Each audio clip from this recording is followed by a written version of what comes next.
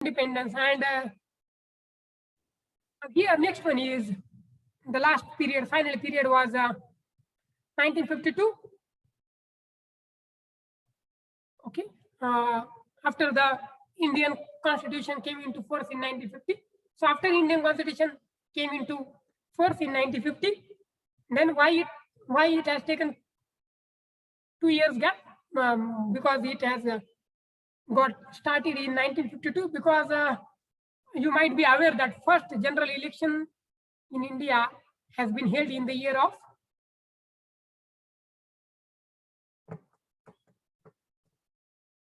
सार्वत्रिक निवडणुका पहिल्या. So the first general election in India after independence has been held in the year 1950. After the independence, 1951, there was a Representation of People Act was passed in 1951. So with the election were conducted laterwards, not in the 1950 with the passing of the Indian Constitution, because it takes time for the preparation. Okay, now we will go to the next slide. Historical perspective again of Panchayat Raj.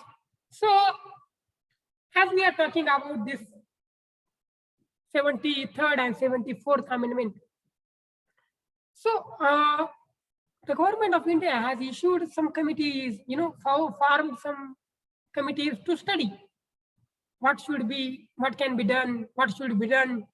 So it is a very good practice in India that whenever there is a question, we have tendency to form a committee, seek for the report of the committee, then we can take the decision. So there was a Balwant Rai Mehta committee, and the committee submitted its report regarding the decentralization of the democratic institution and to shift the decision centers close to the people to enable their active and continuous participation under local popular control. So as far as this Balwant Rai Mehta committee, so they have recommended for this. Then there was another committee, the Ashok Mehta committee. So the principal thesis was the functional necessity for decentralization of administration level closer to the people. So they said, the administration should be very close to the people, so they can approach and they can have their queries satisfied, reform. Now both the Balwant Rai Mehta committee report and Ashok Mehta committee reports can be considered as the landmarks in the history of democratic decentralization in India. So these are the two committees, Balwant Rai Mehta committee and Ashok Mehta committee. Now, if you forgot the first name also, so Mehta and Mehta committee. So very easy to understand and to remember. So these are the two committees to which you can give credit for the implementation of the Panchayat Raj system and the democratic decentralization. Now here next one is the introduction of 73rd and 74th constitutional amendment. The decentralization has been democratized. Now here to form, to bring into reality whatever the recommendations of the Mehta committee has been given, this amendment took place 73rd and 74th in the year 1992. Now here the 73rd amendment covers many areas that would enable the panchayats to improve the lives and well-being of people and vulnerable groups. So here the autonomy has been given and various powers has been conferred upon the local government to look into the matter so that people can be served better. Now here we will look into the salient features of the 73rd and 74th Constitution Amendments Act 1992. What are the features, salient features? Thalak Vaishishte. So first one is the panchayats and municipalities will be institutions of self-government. So panchayats and municipalities, they will be institutions of self-government. There will be a self-government.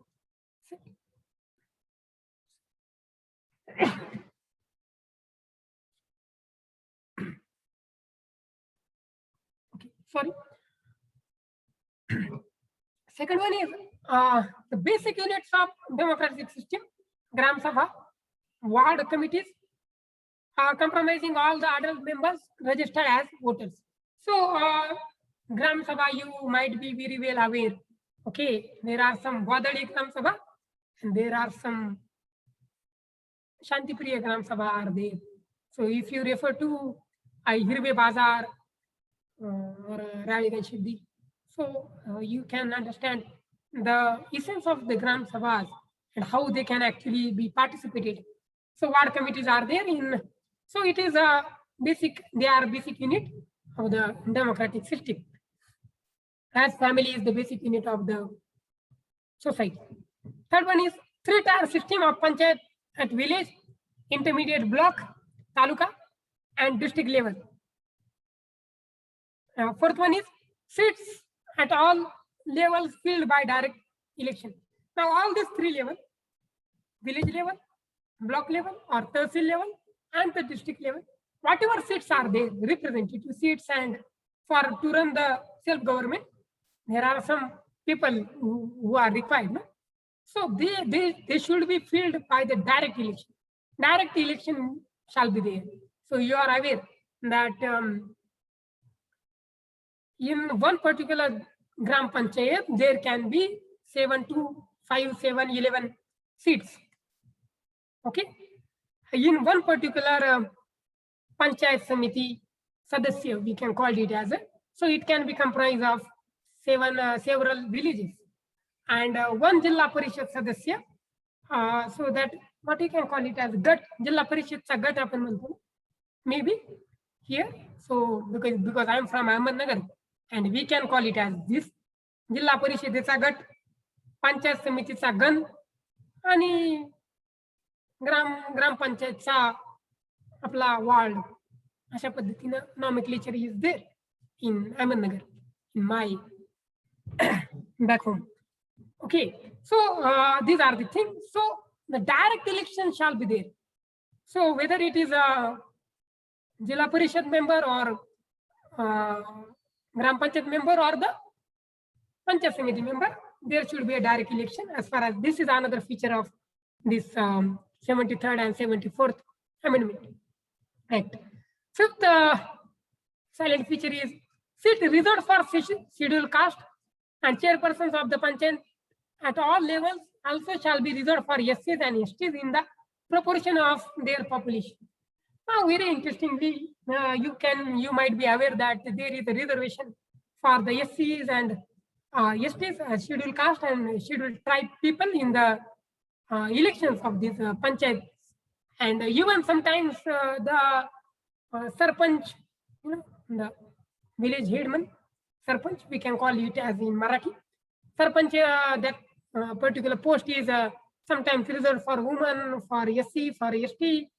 So that can be happen, and it is there. You are all aware as a citizen of India, and I think everybody is a voter.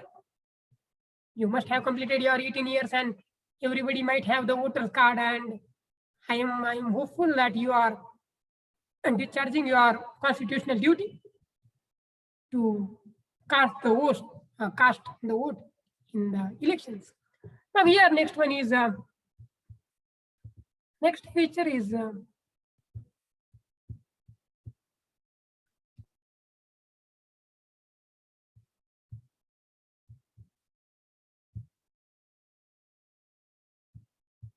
okay. Now here, decentralization. As far as Panchayat Raj is concerned, we will look into the how it works. Okay, so there is a three-tier governance on India's federal structure: Union, then state, and there is a state. In the particular state, there is a Panchayat Raj. So third, at the top of the Panchayat Raj system, there is a Jilla Parishad. Intermediate, there is a block Taluka Panchayat, and at the bottom there is a village Panchayat. And village Panchayat is a Gram Sabha or village assembly. So in the municipality, there is a municipal corporation. Second one is municipal council, and third one is Nagar Panchayat. Okay, and ward meetings for municipal areas, there can be a ward meetings can be there. Now here, what do you mean by Nagar Panchayat and municipal council and So Baramati is a municipal corporation or municipal council or a Nagar Panchayat? A question for you to study, okay, at home. So I know. Okay, so here this is the Panchayat Raj system and decentralization process as far as these three level, Jilla Parishad, block level, Panchayat Samiti and village level, and here the municipal corporation, because suppose Pune municipal corporation, Pune Mahanagar Palika, it is there. So there are elections of Pune Mahanagar Palika also, corporate, आपण ज्यांना म्हणतो नगरसेवक.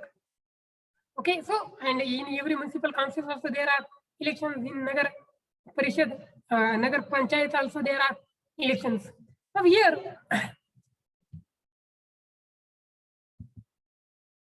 next one is this is just I have made the slide for you to realize that yes, this slide there is nothing.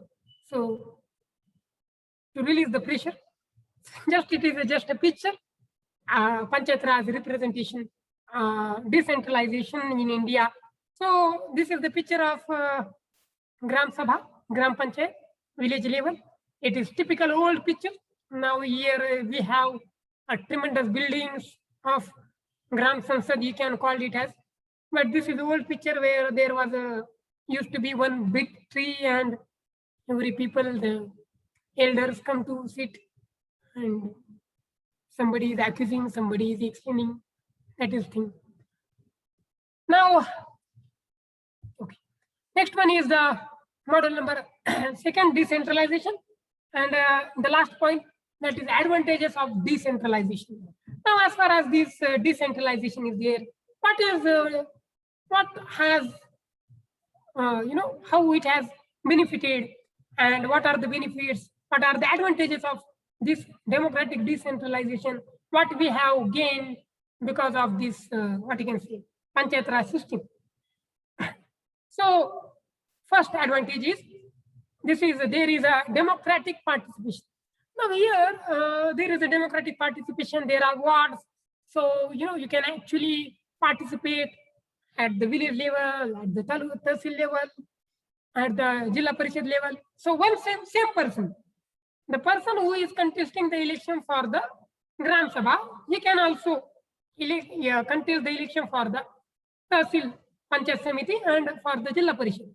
Okay, so democratic participation is there, and as far as voting is there, same villagers who can have the right to cast the vote for Gram Sabha, to cast the vote for Panchayat Samiti, and to cast the vote for.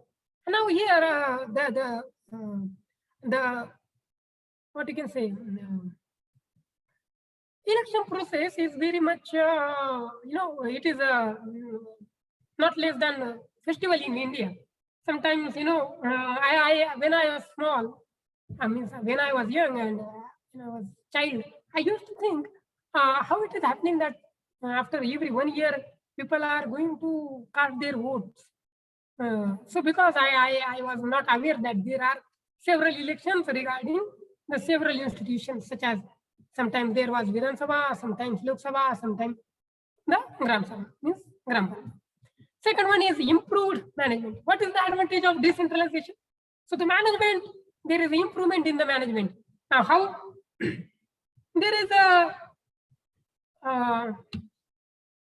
authority called as Gram Sevak, I think, yeah. So Gram Sevak, the person, he is answerable to the people, he is answerable to the village headman, Sarpanch, and he has to be present in the Gram Sabha. You might be aware. So this improves the management of the, what you can say, the overall functioning of the Gram Panchayat. Second thing is, it penetrates national policies to remote areas. Suppose there is a very remote area in northern east states like Imphal or Meghalaya, Mizoram, Manipur. So these are the states where they are, very remote places are there. So as far as because of the decentralization, so the national policies can be eventually implemented over there. Next one is a representation of various groups. Because of this decentralization and Panchayat Raj system, various group, though a woman or one particular reservation for the scheduled tribes, scheduled caste, other backward classes.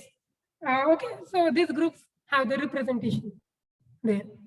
Then capacity, compulsory representation. So if the seat is reserved for women, no man can actually contest the election. It's as simple as that. Next one is the capacity building and developing local leadership.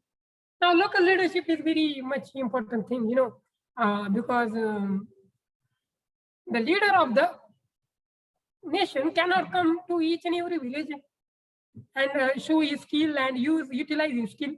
So the skill should be, as a democratic nation, there should be law-abiding citizens and who can serve the people. So it helps to develop the local leadership. Next one is utilization of local resources. So it actually utilizes whatever the local resources are there. Suppose as a villager, you know that where can be the water sources and what is the use of the various plants which are available in your village. So the person who is coming from outside as a Gram Sevak, he might not be aware, but you as a citizen, as a part of the management, can utilize that knowledge and local resources for the betterment of people. Next one is it reduces cost and time. This Panchayat Raj system and decentralization process has helped to reduce the cost and time. Now, cost of election also and cost of while implementing authority. So if there is any issue, the Gram Panchayat can take the fast decision and they can work on it because of the self-governance. Next one is access to basic social services. They are there. Then closer contact between officials and local people. I deliberately use the word Wadadi, Gram Sabha, and Shantipriya Gram Sabha. So these are the things that there is a closer contact between the officials and the local people. Now the people who are there in power and the officials, government officials, the common man, the common people can ask their queries, their questions, democratic questions. And this one, what you can say, the rightful question. Next one is because it is right of every citizen to take active participation for the betterment of the society, for the betterment of the democracy. Okay, and not for other purposes. Next one is ensure human development. Now, human development, HDI. What do you mean by HDI? I have heard this term somewhere. Anybody aware? HDI is a parameter to measure something. So it is a human development index, if I'm not wrong. So this Panchayat Raj system ensures the human development. Next one is relieve central government from routine tasks. Now central government is there. So whatever things can central government can do and can look into. So there is a Panchayat Raj system relieves the central government from this routine task, and there because of the self-governance, these people can do their business. Next one is expansion of economic activities, and there is also Panchayat Raj also contribute to the expansion of the economic activities, because suppose there is a question of construction of some marketplaces and various other things, so that can be done at the village level. Now we will start with the last and third module number 3, which deals with governance. Okay, before I could start with the third module, is there any doubt in the second module of decentralization, democratic decentralization, where we studied the Panchayat Raj system, the 73rd and 74th, what you can say, amendment to the constitution in 1992, which incorporated the Panchayat Raj system. We have seen the silent features. We have also referred to the Mehta committee's report. Okay. Yes. So we will continue then with the module number 3, governance. Now here, the word governance has been, derived from the Greek word. As far as the law is concerned, we always have the tendency, this word has derived from this Latin word, the Greek word. So there is a Greek verb, governan, which means to pilot or to steer. So the conception of governance was first used by Plato to design a system of rule. Now here, Plato, he is a very famous authority and a figure in the history. You might be aware.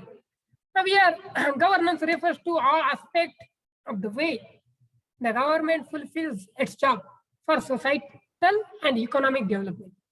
It is the process for governing by which all governmental as well as non-governmental organizations, civil societies, private sectors are involved in the process of policy making and process of implementing that policy. So what is governance? There is a major difference between the governance and government.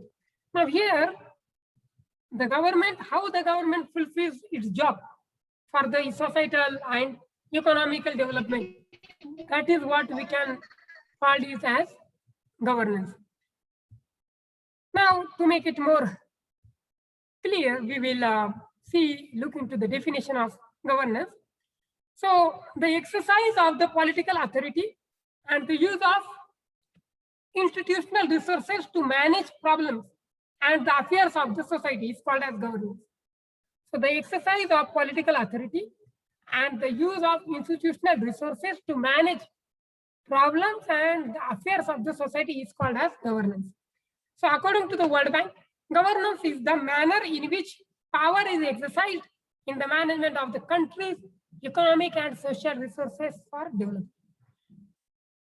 So it is pretty clear that governance is not government. So governance is actually a living process. It is a process which has been exercised of political authority and use of institutional resources for the economic and social development of the people of the country. Okay, so governance is an aspect of the government. Good governance is there.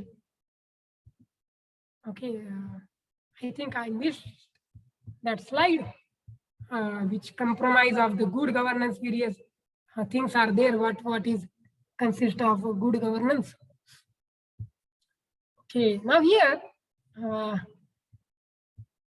I'll just search. Okay, downloads. I have download the images.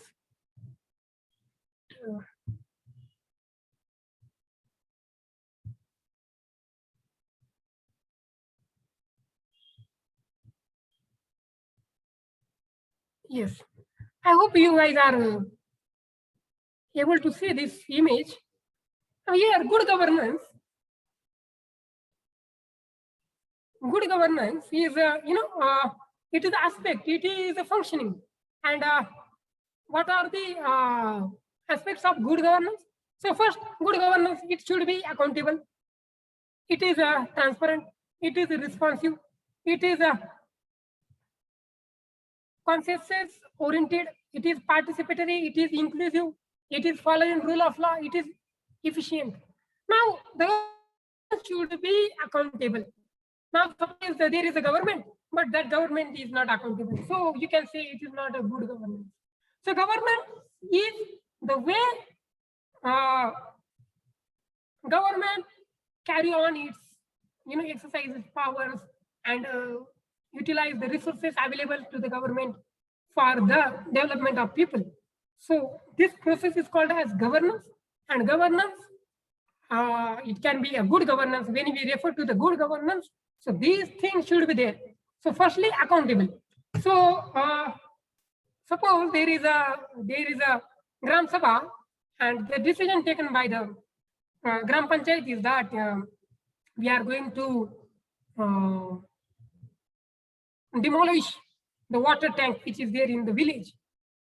So it is accountable to the people to give the answer why they are demolishing it and how they are going to utilize the funds. So it requires some money. Okay, so from where they will collect the fund, how they will spend the funds collected for it. So that accountability should be there. Second thing in the good governance, the second aspect is the transparency.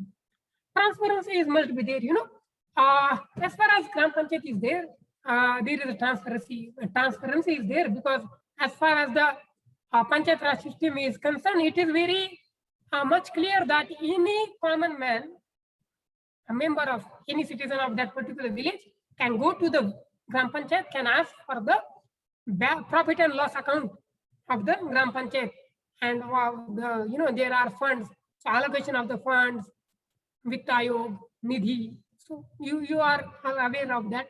So the record is there, and it is available for the people. So it is another aspect of transparency is there. So you can have the record and the audit how the funds have been utilized. Next, responsive. It is responsive. You can go, you can ask, and there is something called as the Right to Information.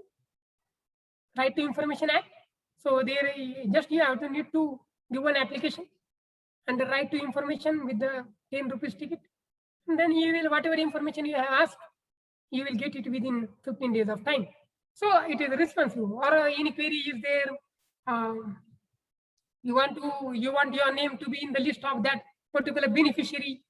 So you can approach the Gram Sevak and why my name is there or not there, what I can do, how I can do, when I will get my ration card, Aadhaar card, anything. Next, participatory means as far as good governance is there, it should be participatory. The participation of the people, all the people should be there. So which can be properly happen because of the conduction of the Gram Sabha and all. Inclusive means to give the equal chance of representation to all the sections of the society.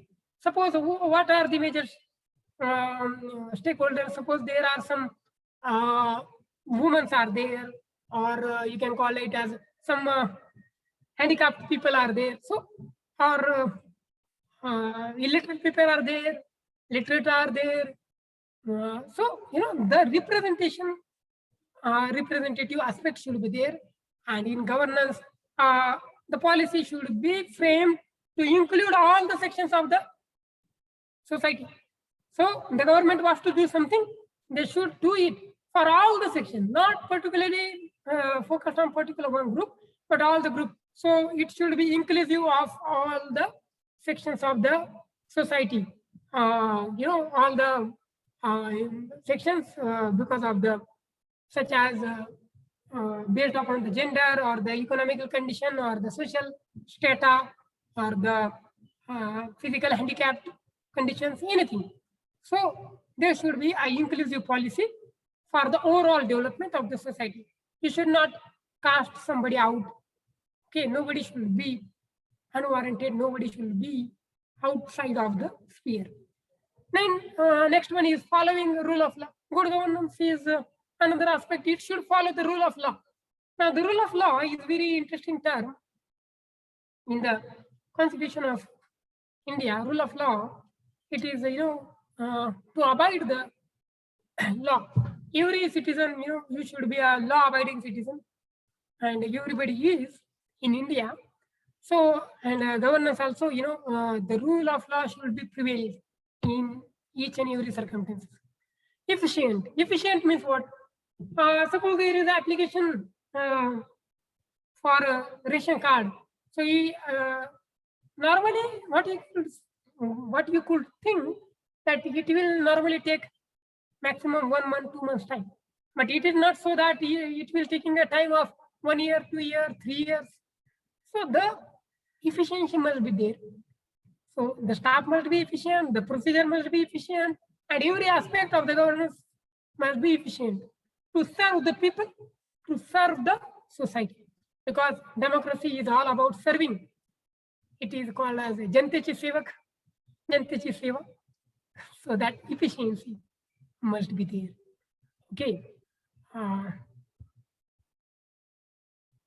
Coming back to the slide. Now, the second last slide.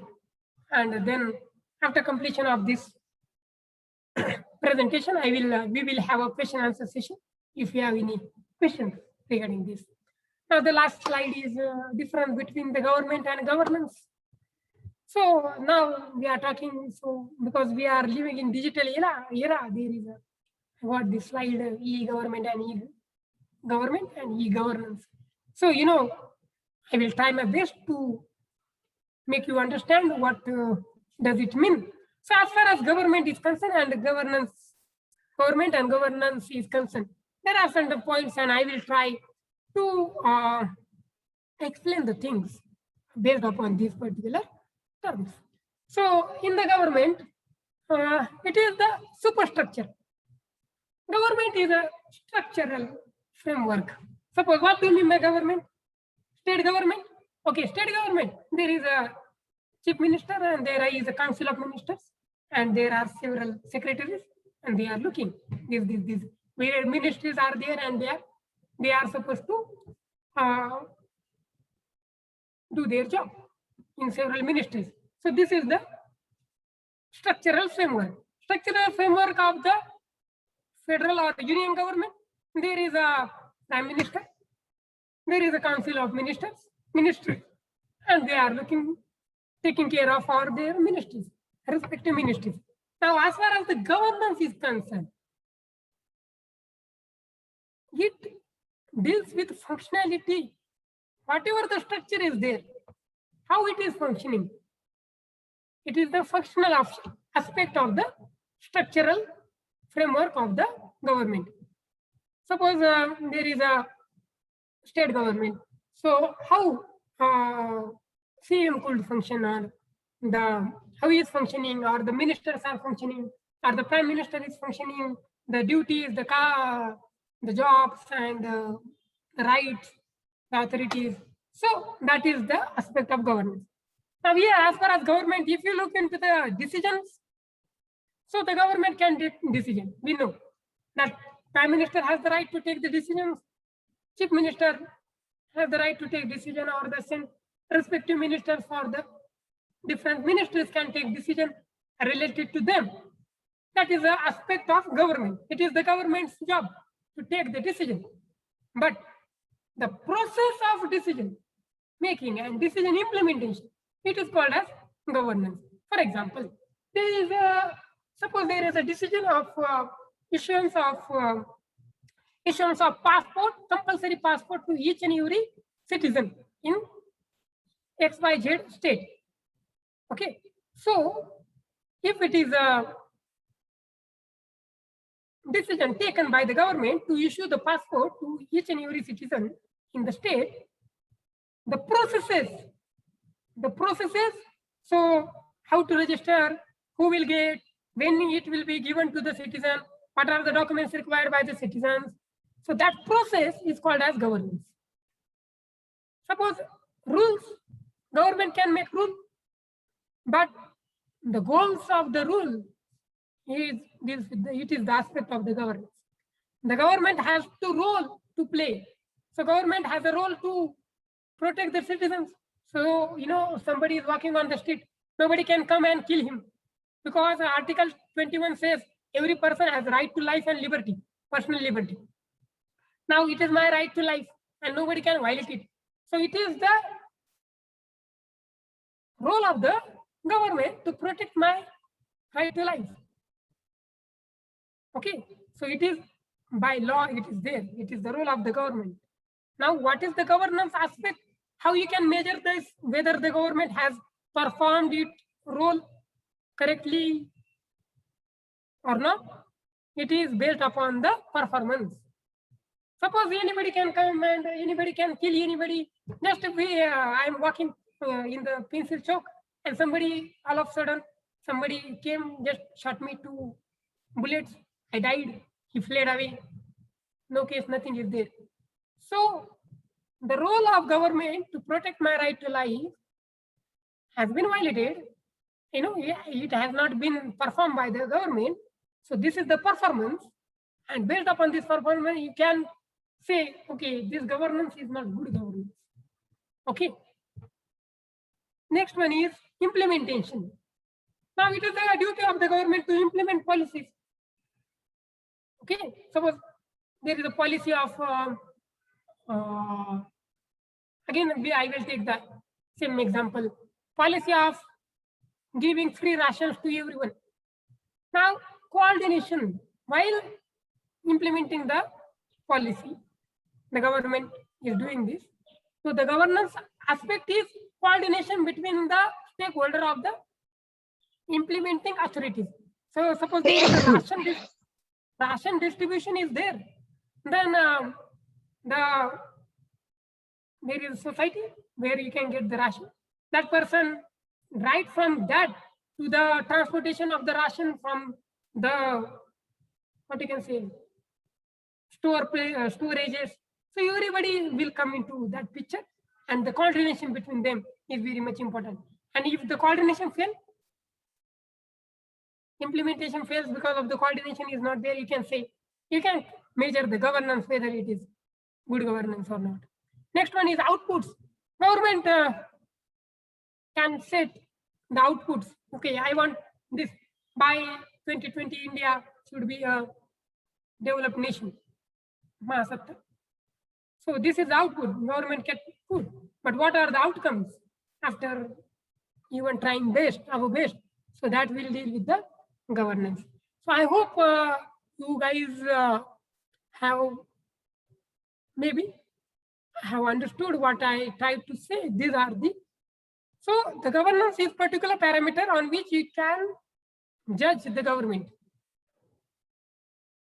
Okay, it is a process, it is a thing which can be used for assessing the government's failure or the progress. Okay. Next one is e-government and e-governance is there. So it is related to the electronic service delivery. So in e-government, in electronic consultations. So these are the then electronic workflow, electronic controllership, electronic voting, electronic engagement, and electronic productivity, and e-governance deals with network societal guidance. So these are the aspects, and this is the last slide. Okay, it talks about THENKS, that is thanks. Okay, thanks everybody for your patient hearing. Okay, sometimes when there is a one-way communication, people usually, students usually gets bored. In our district, Ahmednagar, but you guys are very cooperative and very nice students. So now we will start the question answer session. So I am open for the questions. Okay, so just ask the difficult questions so I can give the simple answer for those difficult questions. Yes. Anybody? Yes. Thank you so much, Vikas Bansode sir, for the session. It was really full of knowledge. You have provided the insights about various terminologies in the system of democracy, election, and of course, governance. Now I request our students to ask their doubts or questions. Share your doubts, please, so that we can switch to discussion. Yes. Please ask the difficult questions so I can give the simple answers. Yes, sir. Yes. Oh. And if there is no question, I will think that my lecture was good enough. So might be, and as there are no doubts. Otherwise, the second alternative meaning is that you might not have understand anything, so there are no doubts. Yes, you can share your doubts through chat box also. All dear students, please ask your questions. Otherwise, you can I can share my this what's email ID also. So if you are not, maybe as you are at home because of the surrounding, you are not able to ask. You can send it to me afterwards also, no problem, not an issue. Yes, sir. Yes. Till any students, any doubts so far? Any question? Please ask.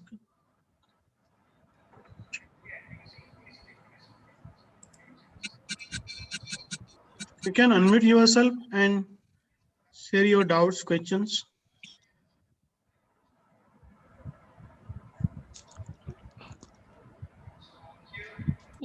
Yes, students can ask their queries related to these topics as well as related to the democracy itself. If you have any other terms, if you want to clarify other terms, you can ask. He is an expert.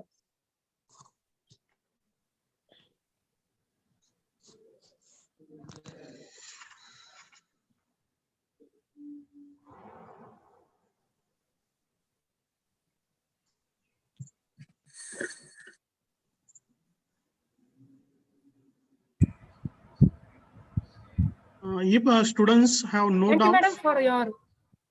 Thank you, madam, for your. In chat box, some students saying, "Can you share PPT?" Yes. So I'll give it to you. Okay, I'll send you it to you by email and. Okay, sir. Okay. So basically, I just wanted to say it is very easy to understand. Okay, because of the lack of time, also I could not prepare the PPTs in a very. If I would have had some more time, I could have done it better. But nevertheless, whatever material I got, and I tried to explain the things as per the best I can.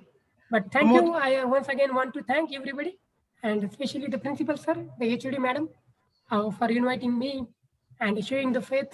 And it is always nice to have communication with such a brilliant student, because engineering, once there was a time when I was very eager to get my admission to the engineering college, but unfortunately, because of my rivalry with the mathematics, I could not dare to, but I'm happy. So thank you. You are very privileged students. Let me say this, because you are part of VP KBIT, one of the premier institution. So thank you, and all the best for your future.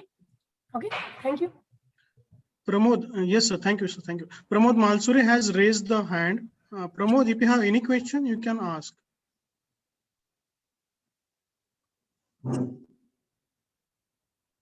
Pramod Malsuri, you can switch on your mic and ask your question.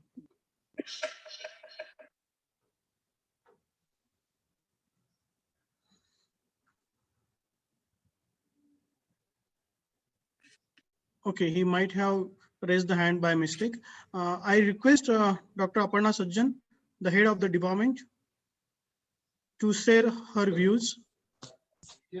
Ma'am, please. Thank you, Patil sir. I would like to thank Bansode sir for giving this wonderful lecture on the democracy, election, and governance. Sir, we are extremely sorry we could not give you much of the time, because we had indeed very less time. This subject was introduced this semester only, so we did not planned actually the classes. Next time we will give you much of the time for your preparation because it will be continued for the next year also, the same subject. So we will give you much of the time for your preparation and taking more number of sessions for delivering this subject. Actually, we after 10th standard, after our school life, those who go for science subject, science field, so they do not know much of these subjects. Even I am lacking knowledge, vast knowledge in this field. So I got my voter's card. Yes, am I audible? Yes, madam. Yes, yes. Yes, madam. I think there is some disturbance. Somebody has switched on Sudarshan their mic. Singhade, just switch off your mic. Sudarshan Singhade. So I got my voter's card at the age of 22.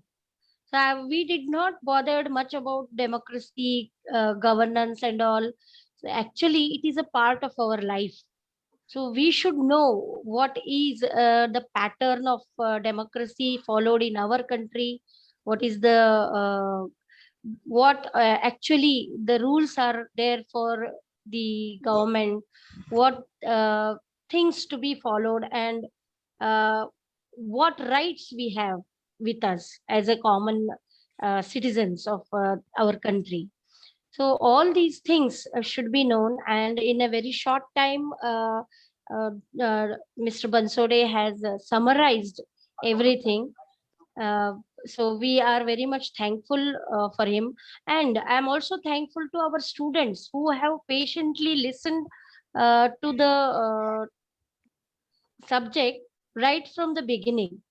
So I think nobody has left in between. All of them were present. Those who have joined, they were present till the end. So that is very appreciable from your side.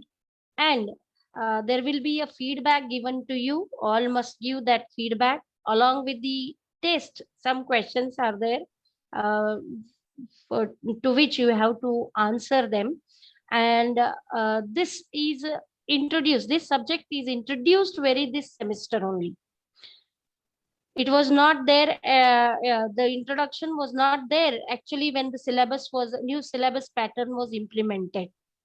So we now have this subject, and it will be carried throughout now until the syllabus gets changed. Actually, it is an audit course. It is an audit course along with the physical education, physical training course, and the environmental studies course. So all these three are very much required to lead a successful life. We should know about the environment. We should know about, we should also think of our health and also our democracy and governance. So that is all from my side. Thank you, Professor Bansode, for your contribution towards our students. And I would like to end my talk here itself. You can carry on. Yes, madam. Thank you so much. Thank you, ma'am. Now I request Miss Gauri Bhote, madam, to express vote of thanks. Ma'am, please. Yes, thank you, Patil sir. Am I audible? Yes, ma'am. Clear. So, good afternoon to all. It's my privilege to propose vote of thanks for this program. So, first, my sincere thanks to Vikas Bansode sir for accepting our invitation on very short period of notice, and sir deliver very informative and wonderful session. So, thank you, sir, for explaining this democracy, election and governance topic in very short period, but you explain all the concepts very well in this short lecture. Sir explain different types of Panchayat Raj, also different models, centralization. So definitely it is helpful. And as Sajjan Madam said, we require this knowledge of this election, democracy and governance. We know all these things. Okay, so when we are a student of science, we don't know much about this, but definitely after this lecture, most of the doubts of students or student get knowledge about this topic. Okay. So thank you once again, sir, for your lecture. Wonderful, informative and useful lecture.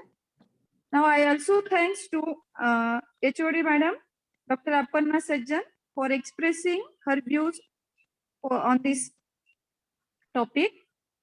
I also thanks to organizer Anil Patil sir and Amol Jadhav sir for organizing this program. And lastly, I thanks all the students who listen this program patiently, and also students give very much good feedback to Bansode sir. So once again, I thanks to one and all. Thank you very much. Thank you, sir. Thank you, Gauri Bhote madam. Thank you so much.